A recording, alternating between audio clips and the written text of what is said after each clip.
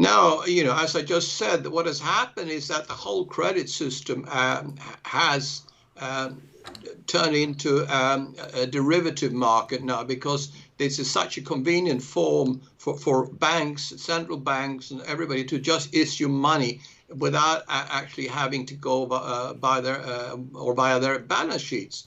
So, I've been saying that the official derivatives, a bit over 10 years ago, the global derivatives was about 1.3 trillion, a quadrillion, 1.3 quadrillion. And then conveniently overnight, the Bank of International Settlement in Basel that regulates these things, they decided that they would halve it and say, well, the risk is actually half of what it is. But that was absolutely nonsense. So officially now they're reporting 600 trillion. But in my view, the figure is not just the 1.3 quadrillion that it was a few years ago. Credit has increased dramatically through derivatives. And as I said, all instruments that's being issued now of banks, of pension funds, of any stock fund, etc., is all synthetic. There's no real underlying papers in anything almost. And therefore, my estimate that the derivatives would be at least 2 quadrillion today, and I think that's probably conservative. And then, as you said, then we have debt on top of that of 300 trillion, and then we have a few, about a couple of hundred billion at least of trillion, a couple of hundred trillion of the unfunded liabilities. So we're talking about at least 2.5 quadrillion here, and that's with a global GDP of 80 trillion. So there is a disaster waiting to happen, and especially since all of this printed money has actually created no value whatsoever. It is only air, and it's air in the valuation of stocks and bonds and credit markets and property, etc.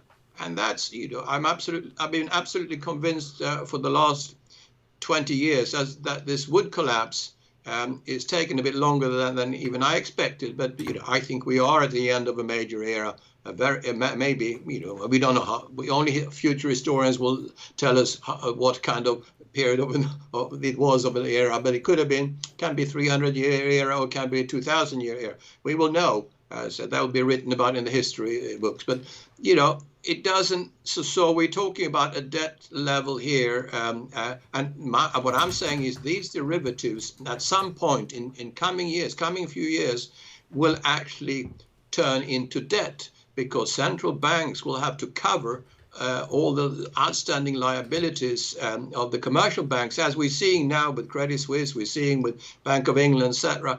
And I think that's going to happen across the board. So whether it's called derivatives or whether it's called debt, as far as I'm concerned, it's the same thing, and it will have the same effect on the world financial system, which will be disastrous, of course. You told me this before. I've asked you about, you have very wealthy clients, you have billionaires. I mean, you store in tonnage basically for many people in the banks, and you said something really actually super memorable, and that was people that I deal with, they don't care whether it's $1,045 an ounce. They don't care whether it's $2,000 an ounce. They don't care. They know how this ends. Is this how this ends? This is what you were talking about. I wasn't really grasping about how it ends. And how it ends is that money becomes worthless, basically. Well, it will do, because what will happen is that the debt I was talking about, and whether that debt in the end will be a couple of quadrillion or more or slightly less, it's irrelevant.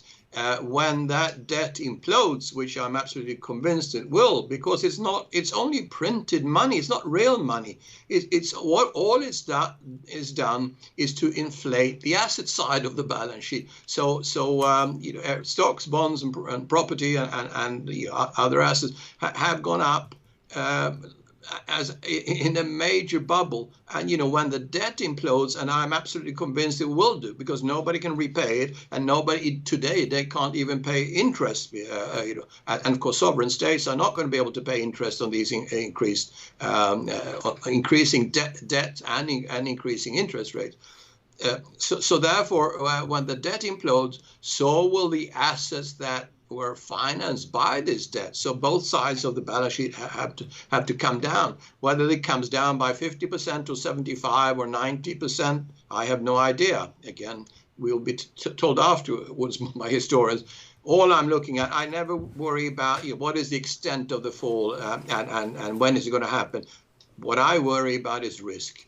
And I think that's what investors should do too. Think about the risk that you are looking at now in the financial system, which is not going to survive in its present form.